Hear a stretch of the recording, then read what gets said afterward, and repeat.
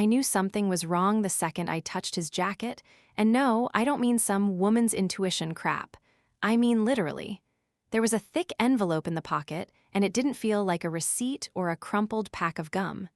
It felt intentional, like something tucked away with care. Or guilt. I wouldn't have checked it if he hadn't just yelled at me for micromanaging his space 5 minutes earlier. I was folding laundry. His jacket was on the couch. I was putting it away.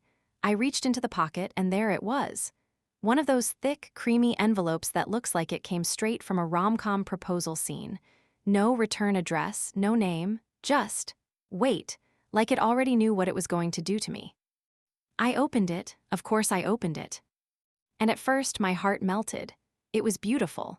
A handwritten letter, blue ink, swirly cursive, the kind that takes time and effort. It started with my darling Marissa, which is me, by the way.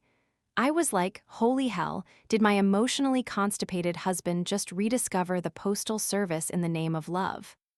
Then I kept reading. And it got weird. Not bad, not explicit, just, not him, the voice was off. It talked about things like the warmth of your fingertips on the windowsill and how you bite the inside of your cheek when you lie. Which I do, but he never noticed that. He's never said a damn word about it in 7 years. Also, he doesn't call me Marissa. He calls me Riss. Sometimes Rissy. Never Marissa. I checked the handwriting again. It wasn't his. It was hers. And I knew exactly whose it was because I've seen it before. On a sign-in sheet at a community fundraiser. On a thank you card we got after loaning someone a speaker for a PTA event. And once on the back of a grocery list she left on our counter while sipping Pinot in my kitchen. Sabrina. Not some stranger. Not some fling. Not some random bartender he met on a business trip. Sabrina Lewis. Local cool mom, Pilates instructor, single, technically, and apparently a part-time ghostwriter of fake romantic gestures from my husband.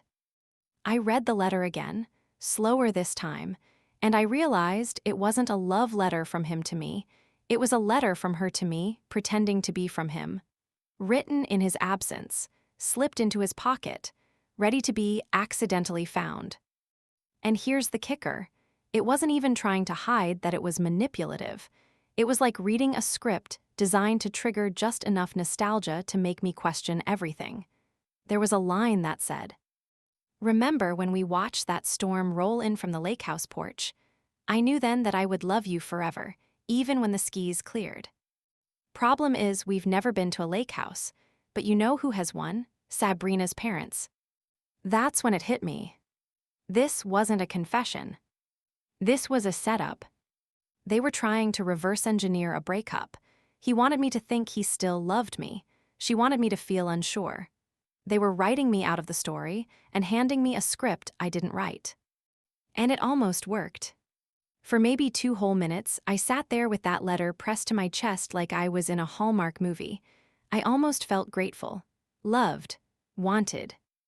Until I realized I was just the audience in a play that had already been cast. Supporting role, no lines, no exit cue. I folded the letter slowly, placed it back in the envelope, and slipped it into my pocket. Then I smiled. Because if they wanted me to read it, fine. But they never said where I'd read it. Or who would be listening. And Thanksgiving was coming. And I had a feeling Sabrina would be joining us this year. Again. I didn't confront him that night. I made him dinner, lemon garlic salmon, his favorite. I laughed at his dumb story about Carl from work who clogged the office toilet again. I even let him pick the Netflix show. Spoiler, it was Top Gear reruns. Again. Because you don't interrupt an actor when they're mid-performance. You let the scene play out, you gather the lines, you mark the pauses. And then, when the audience is just comfy enough, you rewrite the third act.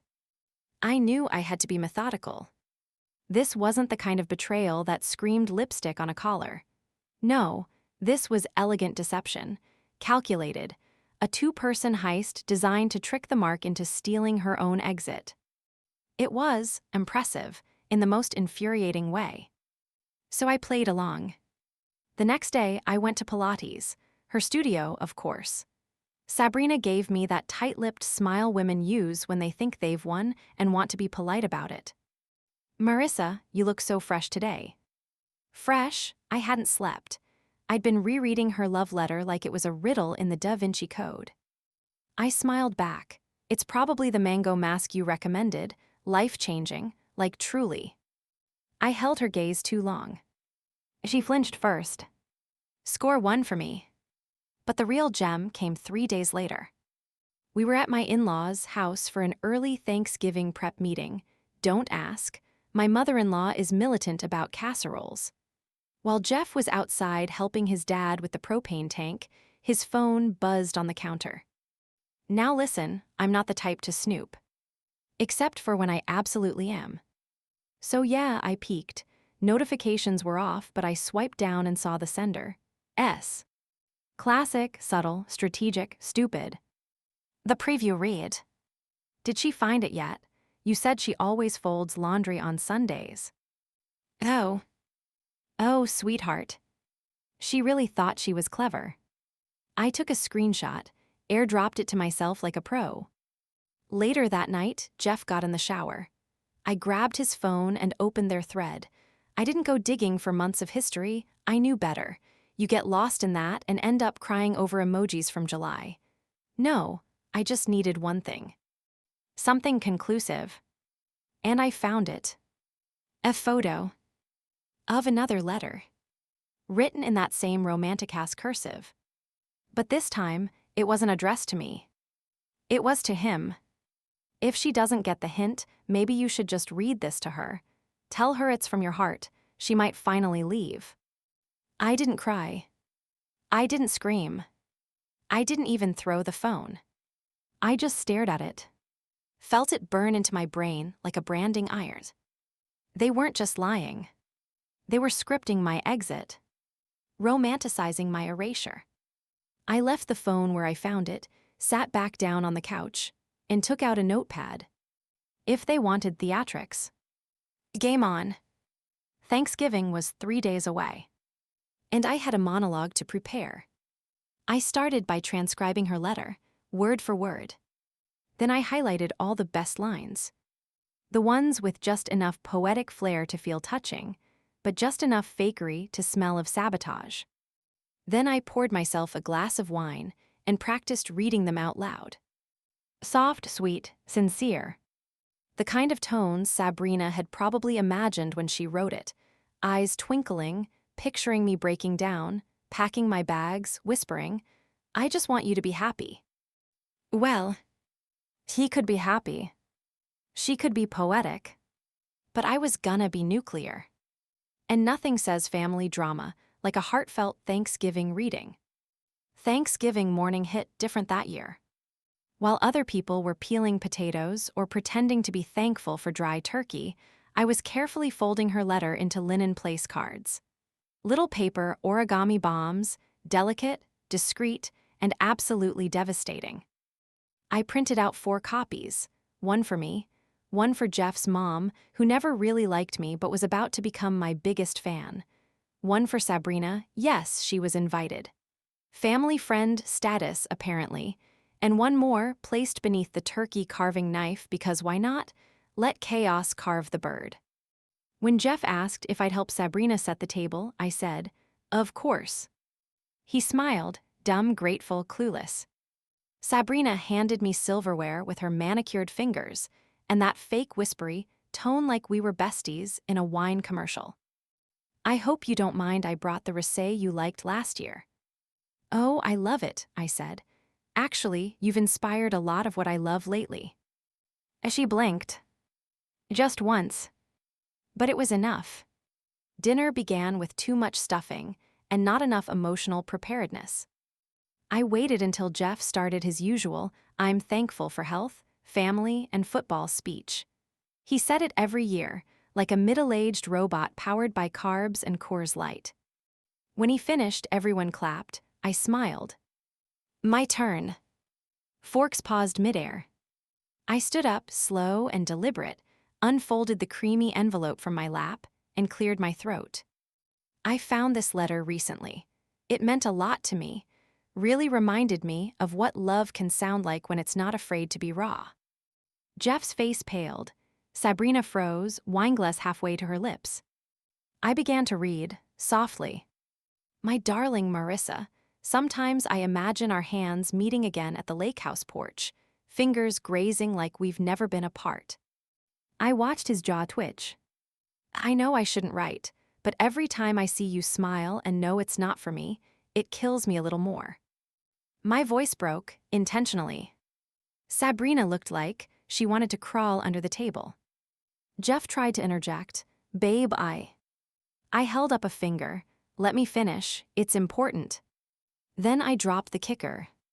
If she doesn't get the hint, maybe you should just read this to her. Tell her it's from your heart. She might finally leave. The room went silent. No forks, no chewing, just the slow, awkward inhale of my mother-in-law trying not to explode. Sabrina coughed. I don't think this is appropriate. I agree, I said brightly. Totally inappropriate, especially for someone else's husband and someone else's family dinner. Jeff stood up. Okay, let's all just calm down. Oh, I'm calm, I said. In fact, I've never been clearer. You both wanted a reaction, you got one. I reached into my purse and placed the remaining letters, copies I'd made, on the table like receipts at the end of a very bad meal. To be honest, I added, turning to Sabrina, your handwriting is beautiful, and I really appreciated the imagery. I even took the liberty of submitting your letter anonymously to a poetry group I'm in. They said it lacked originality, but it screamed desperation. Sabrina stood, knocked her wine over, stammered something about needing air. Jeff just sat there. Useless, silent, beaten. Everyone else, watching, processing, stunned. The only sound in the room was the hum of Alexa announcing, "Timer done, mashed potatoes ready." I took a deep breath, collected my bag, and smiled. I'm thankful, I said, for closure. Then I left. And outside, in the cold November air, I finally exhaled. The internet didn't waste time. I posted a short clip that night, just my hand holding the letter, the narration over soft piano. He said he didn't know how to express love, so his mistress wrote it for him. No names, no faces, just words. And rage. It exploded. Like hundreds of thousands of views, overnight kind of exploded. The comment section turned into a therapy circle, a burn book, and a court of law all at once. He deserves mashed potatoes straight to the face. I knew someone like this. She married the guy, and he tried it with her sister next. This is the most elegant act of revenge I've ever seen. I'm learning calligraphy today. I didn't expect the support. I expected shame, embarrassment, maybe a few hate comments about airing dirty laundry. But instead, the internet made me a patron saint of poetic payback. And that's when I realized, if they wanted to write stories about me, I'd write them better. So I launched a series. Letters from a Ghostwriter Mistress. Each episode, one line from Sabrina's love letter, followed by my reaction. Sometimes snarky, sometimes raw, always honest. I picture you when the house is quiet. Cue me, funny, I pictured you too. Right next to the fridge during my daughter's birthday party, pretending you didn't know the guest list. It started as therapy, turned into entertainment. Then it became a platform. People sent me their letters, their suspicions, their screenshots. Apparently, the accidental letter drop tactic is a thing, a trend among cheaters who want to make you the villain for leaving them. One woman found a poem in her husband's glove compartment from his personal trainer. Another found a scrapbook of notes, pretending to be old journal entries from before we met. I was not alone. Meanwhile, Jeff was spiraling. He texted, called, left voicemails full of context. He said Sabrina got carried away, that it was an artistic thing, that I overreacted. He also said I'd ruined Thanksgiving. Which was ironic, considering I'd finally made it memorable. Sabrina tried to comment on one of my videos under a burner account. The username was Not Sabrina Seriously 88. Which, I mean, come on. And she wrote, "Some people just don't understand when love evolves." So I posted a follow-up. True, sometimes love evolves. Other times it mutates into a poorly written monologue in stolen stationery. She deleted her comment within minutes. I wasn't just surviving, I was scripting. And the best part? People started quoting me, sharing my lines, stitching my videos with "This woman is my spirit animal." I became a mirror for every woman who ever found something in a pocket and felt the world tilt. I didn't expose Sabrina and Jeff by name. I didn't need to. Their shame wasn't in who they were. It was in what they tried to make me become. The message slid into my DMs like it knew it didn't belong. Profile pic, no face, just a pink rose. Username, TruthTeller209. Message, "Hey, I think we should talk. I got a letter too." At first, I thought it was a joke, a troll, or maybe Sabrina on another burner account trying to bait me. But then she sent a photo. Another letter, same cream paper, same painfully delicate cursive, different name. Not my name. Not Jeff. But a new one, Kiteland. And the opening line. "I've never loved this way before. You're everything I couldn't say to her." I just sat there blinking. Apparently, I wasn't the only audience for Sabrina's literary side. There was a whole book club. Truth Teller 209's real name was Vanessa. She lived one town over. Met Jeff on a work trip, retreat in May. Fell hard, got ghosted. Then found one of my videos and realized he wasn't single, not even close. And now, with a letter of her own, she was connecting dots. We FaceTimed. She was 32, graphic designer, thoughtful, blunt, tired. "Look," she said, "I'm not here to blow this up more than it already is. I just needed to know I wasn't crazy." "You're not," I told her. "You're just Volume 3. We laughed, that sad sisterhood kind of laugh. And then something clicked. I asked, "Did she write your letter too?" Vanessa nodded. "That's what I can't figure out. It feels like her. Like no man uses the phrase silk and chaos in a sentence." I pulled out my letter, compared the phrases. Silk and chaos.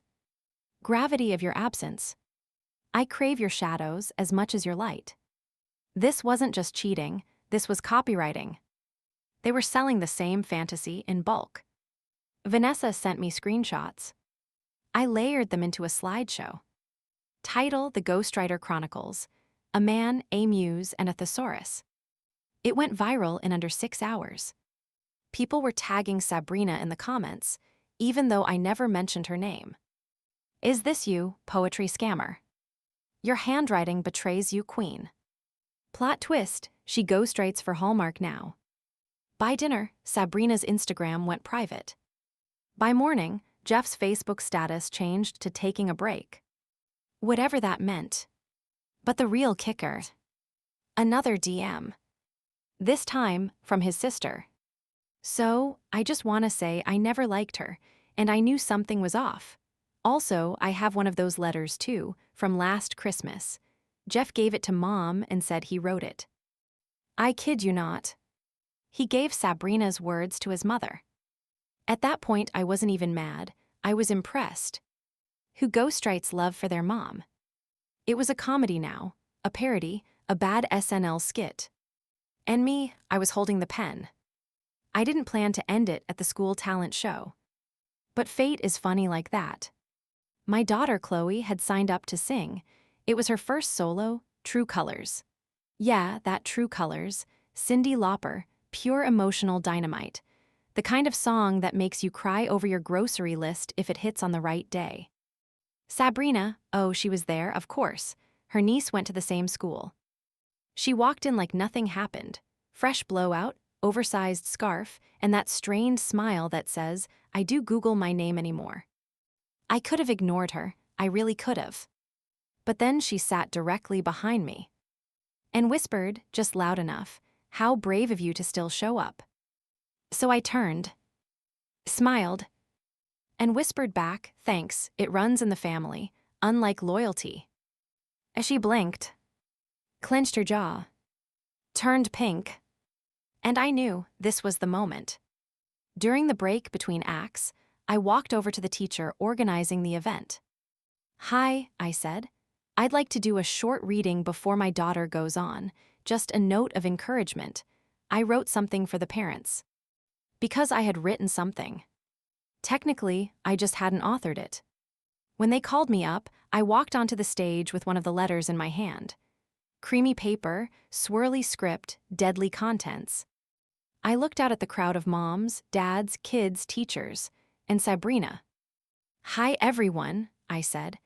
"I wasn't planning to do this, but with everything going on in the world, I think it's important to talk about love. What it means, what it doesn't mean."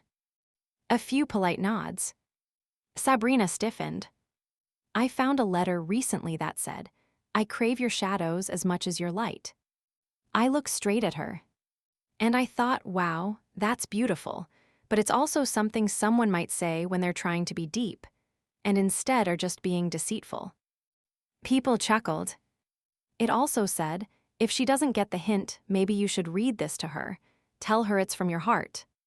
Now people were really listening. So I figured, let's read it. Right now, together. Maybe it'll help someone recognize when love isn't love, when poetry is just manipulation with pretty margins. I read the whole thing. And when I got to the last line, "I'll be waiting by the lake house, always," I closed the letter slowly and said, "She's been waiting a long time, and so have the rest of us. For women to stop being told to take the hint when someone wants them gone. I'm not gone, I'm just getting started." The place erupted. Applause, whispers, a couple of gasps. And Sabrina. She stood up and walked out. The next day, someone DM'd me a blurry photo from outside the school. Sabrina sitting in her car, crying. I didn't repost it. Because this wasn't about humiliation anymore. It was about truth. And finally being the one who holds the mic, instead of the pen someone else wrote your story with. I wish I could say Jeff apologized, that he came to his senses, or at least grew a spine. But he didn't. Instead, he updated his LinkedIn bio to say he was navigating a season of personal growth. Classic Jeff. And me. I kept writing. I kept reading. And every time I see Cream stationery now, I smile. Because love letters lie. But I don't. Not anymore. Subscribe to my Mia's Stories YouTube channel for raw, emotional stories and authentic insights that encourage healing, growth, and understanding. Don't forget to be part of a supportive space where stories inspire and lessons resonate. What do you think about this story? Let us know in the comments. Your opinion truly matters to us, and we're here for you.